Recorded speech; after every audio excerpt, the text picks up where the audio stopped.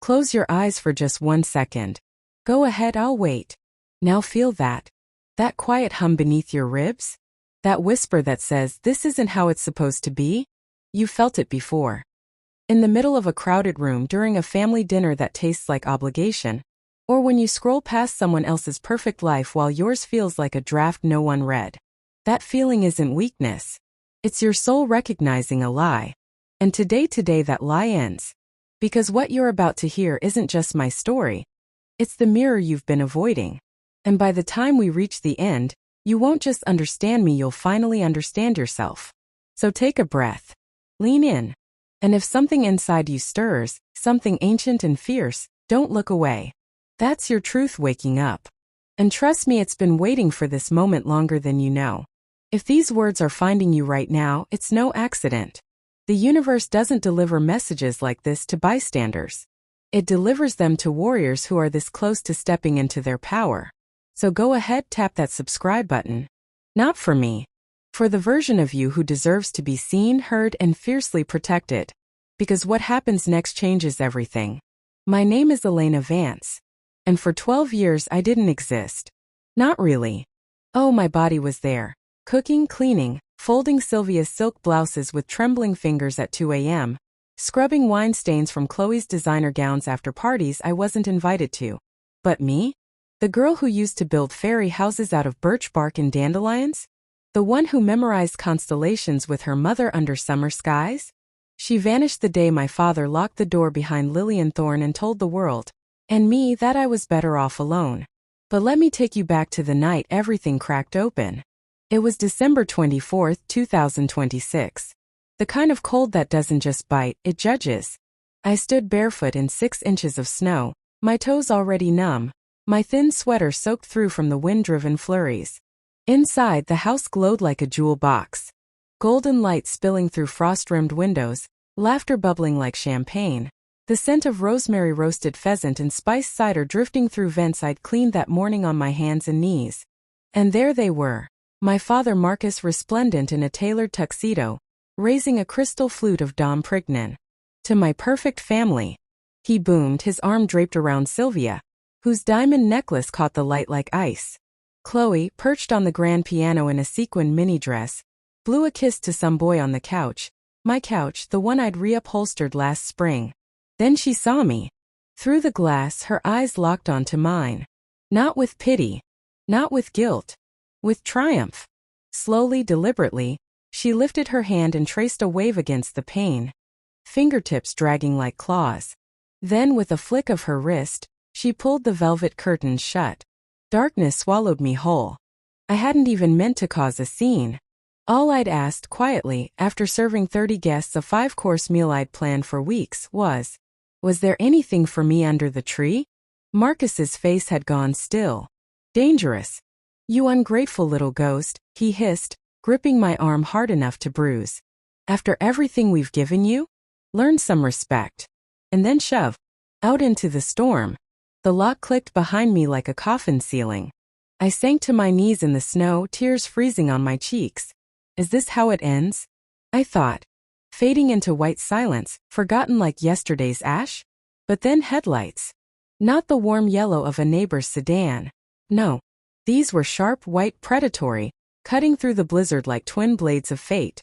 A black limousine, long and silent as a shadow, glided to the curb. The engine didn't idle. It purred low and certain. And in that moment, something in my chest unlocked. You felt that too, haven't you? That sudden certainty that the universe has shifted on its axis? That the pain you've carried wasn't punishment but preparation? Hold on to that feeling. Because what happened next wasn't rescue. It was reclamation. The door opened. And there she stood, Lillian Thorne. My grandmother. 12 years older, yes, silver hair coiled in a regal knot, draped in white cashmere that seemed to glow against the night. But her eyes, those fierce, amber eyes, were exactly as I remembered them at my mother's funeral. Swollen with grief, yet burning with a promise. She didn't ask if I was okay. She didn't hesitate. She crossed the yard in 5 strides, knelt in the snow beside me, and wrapped that impossibly warm coat around my shaking shoulders. It smelled of jasmine and old paper, the scent of my childhood library, of my mother's perfume of home. Little star, she whispered, cupping my face in gloves softer than forgiveness.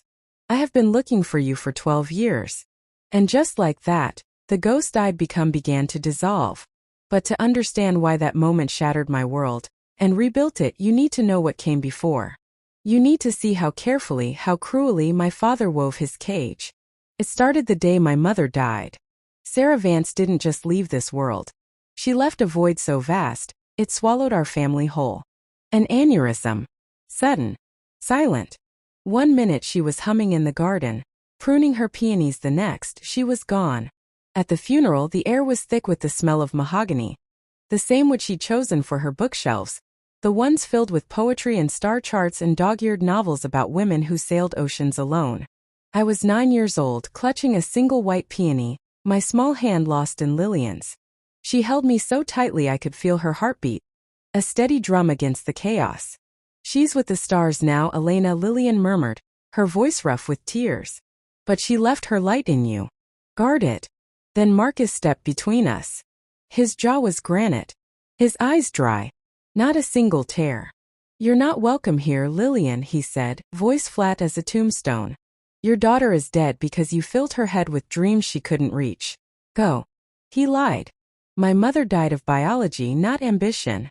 But Marcus? He weaponized her death.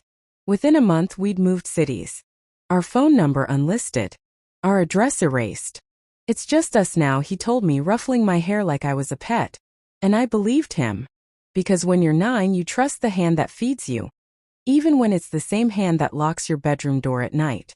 2 years later, Sylvia arrived. Honey blonde hair. Porcelain skin. A smile that curved perfectly, but never touched her eyes. Her daughter Chloe, 2 years my senior, took one look at my sun-drenched bedroom, the one with the window seat where I'd read to Mom, and declared, I need natural light for my complexion. So I was moved to the basement. Not a finished basement. Not even a guest room. A damp, concrete space with a single bare bulb, a cot with springs that groaned like ghosts, and a water stain on the ceiling shaped like a clenched fist. Sylvia called it cozy. Said Chloe had a delicate constitution. In reality, I became staff. I cooked breakfast while Chloe slept till noon. I ironed Sylvia's blouses while she critiqued my posture. I folded laundry until my fingers bled, listening to Chloe's music thump through the floorboards above. A constant reminder that upstairs was a world I wasn't allowed to touch. Every time I tried to speak, to say I was tired or hungry or just there, Sylvia would press a hand to her chest, eyes welling with practiced tears. I try so hard, Marcus, she'd sigh. But she just resents me. And Marcus? His voice would drop to that low final blade. Apologize. Now. So I did. Over and over. For existing. For breathing their air. For being the inconvenient echo of a woman they'd erased. Sound familiar? That weight in your chest when you're told you're too sensitive? That knot in your throat when you swallow your truth to keep the peace? You know what it's like to be cast as the villain in someone else's fairy tale. To carry the shame of a crime you didn't commit. But here's what they never tell you. Silence isn't peace. It's the price you pay for someone else's comfort. For a decade I was invisible. I worked double shifts at a diner while studying nursing textbooks under streetlights. Marcus bought Chloe a new Audi for her journey of self-discovery. I bought ramen noodles and band-aids for my blistered hands. Then one November night everything changed. I was checking the basement pipes. Another leak, another chore when I spotted it. A cardboard box tucked behind the rusted water heater. Dusty. Forgotten. Marked in faded ink. Sarah personal. My hand shook as I opened it. Inside. A silk scarf the color of midnight, still holding the faintest trace of jasmine. A half-used bottle of Mom's perfume, Chanel No. 5 her one luxury. And a photograph. It showed my mother and Lillian, arms linked, laughing at a party. Lillian wore a silver brooch shaped like a star. Mom's head was thrown back, eyes crinkled with joy. On the back in blue ink. Margaret and Mom Lillian's 60th birthday. 2001. 2001.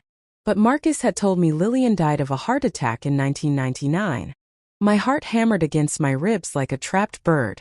He hadn't just stolen my childhood, he'd stolen my family. Erased my grandmother from existence to keep me dependent. Alone.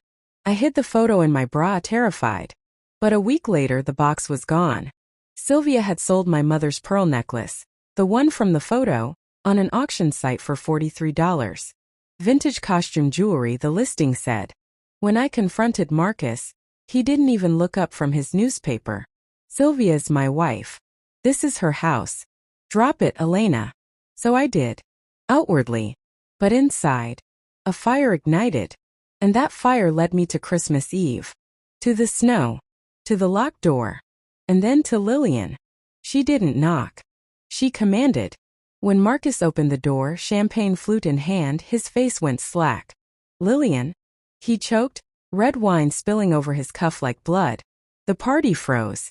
Lillian stepped inside, followed by a man in a charcoal suit carrying a leather briefcase.